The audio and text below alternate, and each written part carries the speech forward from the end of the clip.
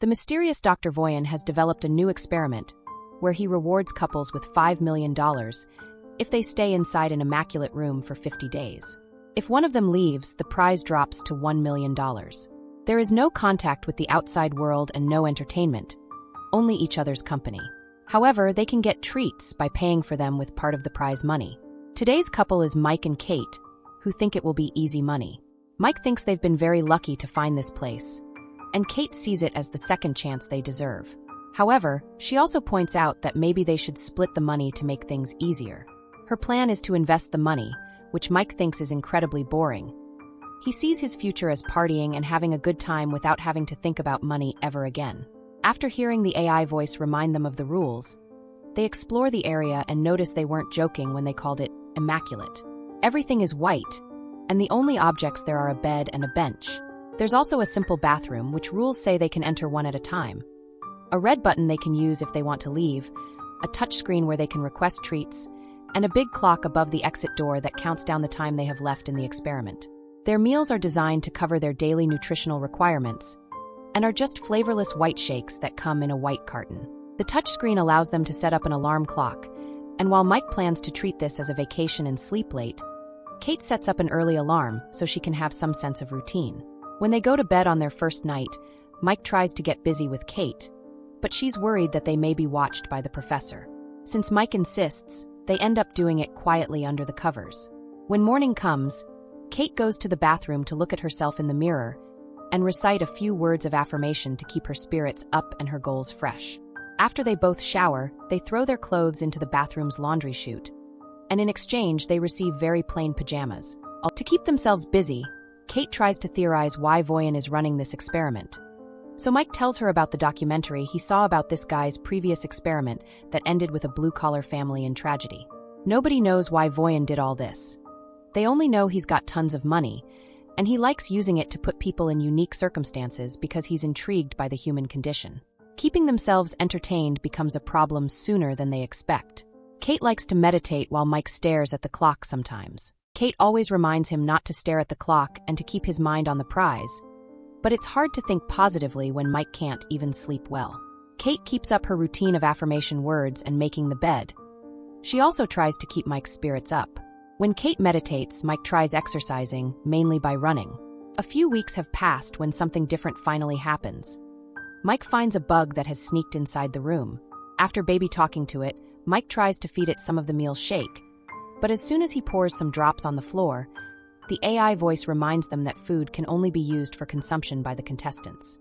Worried about the bug not surviving in here, Mike requests some way of letting the little guy out, promising he doesn't want to leave. Kate explains to him that the speaker through which the AI voice comes out doesn't seem to be two-way. She's already tried, making Mike decide he's going to push the button to open the door. This starts an argument because Kate is sure pushing the button will make them lose, even if Mike doesn't actually leave and only puts his hand out for a stupid bug. After putting the insect down, Mike tells Kate the bug is a living being and that she has no compassion. So Kate accuses him of being condescending because she isn't vegan like him. As the argument gets louder, Kate finally confesses she thinks Mike is only vegan because he wants to piss off his well-off dad, who gave Mike everything he needed. Therefore, he never suffered, and now he wants to have artsy street cred. Then, Kate tries to walk away from this conversation, but she ends up stepping on the bug, and Mike has trouble believing her when she says it was an accident and apologizes. Mike spends the rest of his day sulking in a corner until he finally decides he's had enough. Doing nothing is just not healthy. Since each of them can take 2 treats, Mike is going to ask for one, even if it takes out $100,000 off their prize. Kate doesn't approve, but Mike doesn't need her permission, and his treat ends up being a single green crayon. It's not much, but at least now Mike can do his art on the walls. After watching him draw for a while, Kate asks him to draw her, and Mike accepts. However, he refuses to do realistic portraits because they're boring. He prefers to stick to his style, causing Kate not to want to model for him anymore. Mike draws until there's no more crayon left, pissing Kate off when he leaves green stains all over the bathroom and the towel on the floor.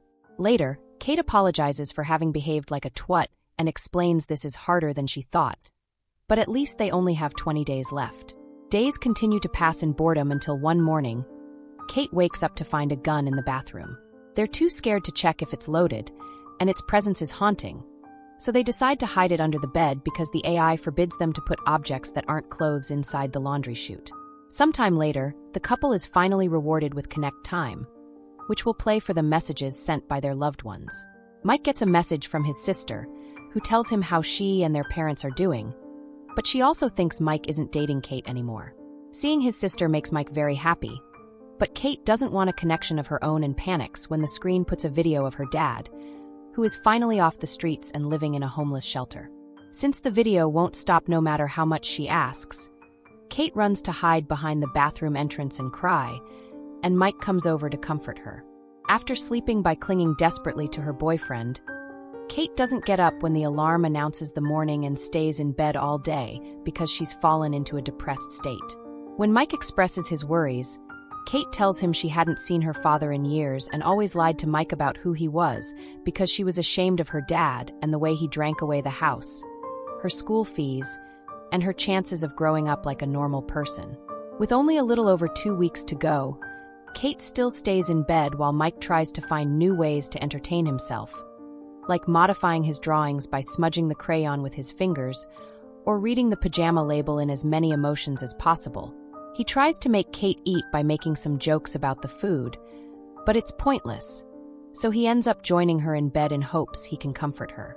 It still doesn't work, and Mike sometimes decides to sleep on the floor just to feel something different. One morning, he tries to convince Kate to take a treat, but she refuses to lose that money. Growing increasingly frustrated, Mike mentions he isn't sure he can do this anymore, and that finally inspires Kate to get out of bed. Before she takes a shower, though, she tells Mike to take his second treat, even if it costs $250,000. Mike does so and is shocked to see the door open to allow a naked woman called Simone to enter the room. She doesn't know anything about the project. She's just an actress getting paid for a gig that required signing lots of NDAs, and while she was booked for a month, her agent said she's probably staying for 24 hours. Kate doesn't like her presence very much and makes Mike give her his t-shirt so Simone can cover up at least a bit. When night falls, Mike offers to sleep on the floor while the girls take the bed, and Simone offers to stay awake while they sleep. Kate is annoyed by their attempt at manners and decides they can all share the bed as long as she sleeps in the middle. That night, it's Kate who has trouble sleeping. In the morning, Kate doesn't find Simone on the bed and thinks she's gone, but actually, she's in the bathroom. Not being able to take it anymore, Kate decides to take a treat and receives a little box with 3 fun candies. Kate immediately takes one and offers one to Simone, but Mike only accepts one too after lots of hesitation. Simone shares that she lost her mother when she was a kid, and the two of them bond over grief and lost loved ones. Simone takes Mike's hand to comfort him, and when Kate sees them, she freaks out, thinking Simone wants to steal her boyfriend. Simone calls her attitude out, pointing out that Kate lashes out because she's actually an insecure person, which starts an argument. Mike yells at them to stop before walking away, so Kate tries to apologize, admitting it was probably nothing that she saw. The following morning, Mike isn't feeling well, but Kate is concentrating on other things. Simone is finally gone, but there's also a message from her on the wall in green crayon, thanking Mike for a wild night. Kate freaks out, not listening to Mike when he explains he didn't do anything and this is like the gun, something the room is doing to mess with them. In her anger, Kate pushes Mike to the floor, making him hurt his head and bleed. Mike steps away from her, reminding her that he's never cheated on her even when she moved to New York.